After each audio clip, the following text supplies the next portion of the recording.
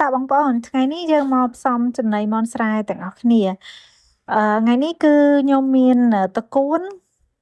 ហ្នឹងគឺដាំខ្លួនឯងទេហើយយើងកាត់យកទៅឲ្យមាន់ស្រែ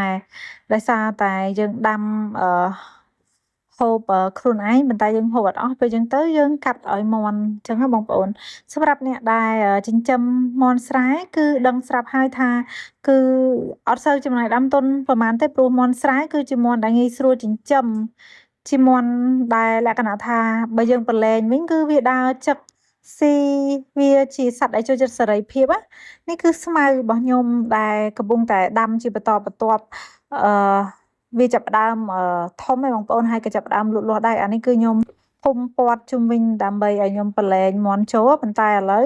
អត់ទាន់ប្រឡែងចូលទេបងប្អូនគឺយើងប្រឡែងតែនៅពេលណាដែលដល់រដូវដែលថាគេព្រោះស្រូវឬក៏ដល់រដូវដែលគេច្រូតកាត់ដែលមិនប៉ះពាល់ដល់ដំណាំស្រូវរបស់គេអញ្ចឹងណាដោយសារតែខ្ញុំចិញ្ចឹមហ្នឹងគឺ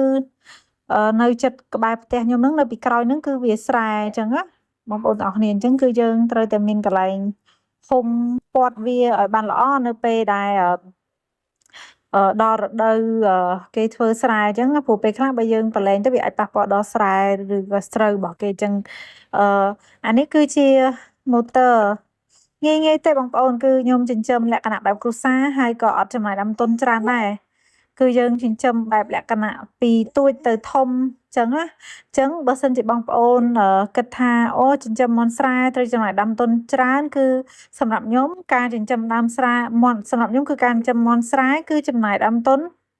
តិចបំផុតក្នុងចំណោមសត្វផ្សេងដោយសារតែខ្ញុំឆ្លងបទពិសោធន៍អាហ្នឹងគឺខ្ញុំឆ្លងបទពិសោធន៍របស់ខ្ញុំខ្លួនឯងផ្ទាល់ទេណាបងប្អូនបើសិនជាបងប្អូនធ្លាប់ឆ្លងបទពិសោធន៍អីចឹងបងប្អូនអាច comment នៅខាងក្រោមដើម្បីជួយចែករំលែកដល់បងប្អូនដែលគាត់អត់ទាន់ចិញ្ចឹមឬក៏គាត់ចង់ចិញ្ចឹមអីចឹងណាយើង share ចែករំលែកចំណេះដឹងឲ្យគ្នាចឹងដើម្បីឲ្យយើងបានដឹងទាំងអស់គ្នាហើយនេះគឺយើងដាក់ត្រកួនបងប្អូនដាក់ត្រកួនហើយក៏ខ្ញុំមានដាក់ដលងផ្អាប់ដលងមីផ្អាប់យើងហ្នឹងហើយមានដាក់កន្ទក់ហើយក៏មានដាក់ចំណីជ្រូកបន្តិចដោយសារតែយើងយកដាក់ថែមវាបន្តិចចឹងណាពីព្រោះចង់ឲ្យវាមានរសជាតិដោយសារតែចំណីមាន់គឺខ្ញុំអត់ធ្វើលាយឲ្យវារាល់ថ្ងៃទេដោយសារតែពេលខ្លះគឺប្រឡែងឲ្យវាដើរចឹករកស៊ីខ្លួនវាអីខ្លួនវាចឹងណាពេលខ្លះក៏ប្រឡែងចូលស្មៅដែលខ្ញុំដាំហ្នឹងទៅហើយពេលខ្លះក៏ប្រឡែងដើរទៅតាមវាស្រែទៅដោយសារឥឡូវស្រែគេចាប់ផ្ដើម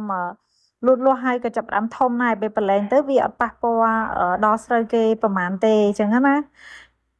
នេះបងប្អូនមើលសកម្មភាពរបស់មាន់ស្រែបងប្អូនគឺវាចូលចិត្តសេរីភាពហើយខ្ញុំក៏ចូលចិត្តចិញ្ចឹមមាន់ស្រែដែរវាជាសត្វដែលចូលចិត្តសេរីភាពមែនទែនព្រោះអានេះគឺខ្ញុំចិញ្ចឹមបែបប្រឡែងចិញ្ចឹមបែបប្រឡែងគឺយើងមើលឃើញថាអូ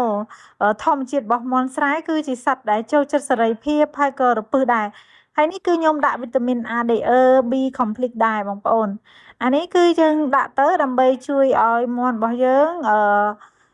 លក្ខណៈថាការធំធាត់លូតលាស់បានល្អជួយការពារជំងឺផ្សេងជួយអឺការពារប្រព័ន្ធភាពស៊ាំរបស់មាន់ឲ្យរឹងមាំអាហ្នឹងប្រៀបបាននឹងអាហារបំប៉នរបស់មាន់ចឹងឯងដែលយើងដាក់ឲ្យវាចឹងណានេះគឺធ្វើអត់តន់ហើយទេចាប់ផ្ដើមធ្វើហើយគឺយើងចាប់ផ្ដើមតម្លាក់មកចុះចូលសណ្ដែកចាប់ផ្ដើមចឹកហើយបងប្អូនព្រោះមាន់មានមួយចំនួនគឺវាចេញមកខាងក្រៅបានដោយខ្លួនឯងបតឲ្យត្រង់របស់ខ្ញុំហ្នឹងបងប្អូនតែមានមួយចំនួននោះវានៅក្នុងត្រង់អញ្ចឹងអាមួយចំនួនដែលវាចេញមកបានហ្នឹងគឺតែវាឃើញធ្លាក់មកហើយគឺវាចឹកអញ្ចឹងហ្មងហើយនេះបងប្អូនបំបែកឲ្យវាស៊ីអញ្ចឹងណានេះពងមាន់តិចតួចហើយឥឡូវចូលមកក្នុងត្រង់ហើយចាប់ផ្ដើមដាក់ឲ្យនៅក្នុងត្រង់មាននៅក្នុងត្រង់មួយចំនួនក្រៅត្រង់មួយចំនួនហើយ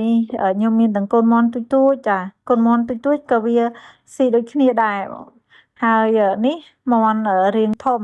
មាន់មានមេមាន់មាន់ឈ្មោលមាន់មេចឹងណានិយាយរួមទៅមាន់ខ្ញុំគឺមានតែខ្ទង់ប្រហែលជាខ្ទង់40ក្បាលឯងអត់ទាន់ឡើងដល់50ក្បាលទេហើយក៏ លក់ខ្លះអីខ្លះដែរដោយសារអ្នកជិតខាងគាត់សុំទិញយកទៅធ្វើម្ហូបធ្វើអីចឹងណាអញ្ចឹងការចិញ្ចឹមមាន់ស្រែគឺបើយើងមានដីតូចល្មមយើងអាចចិញ្ចឹមលក្ខណៈជាគ្រួសារហើយដើម្បីទុកធ្វើម្ហូបក៏បានដែរបងប្អូនថ្ងៃនេះខ្ញុំធ្វើម្ហូបមាន់ស្រែដែរនេះខមាន់ស្រែចាអរគុណ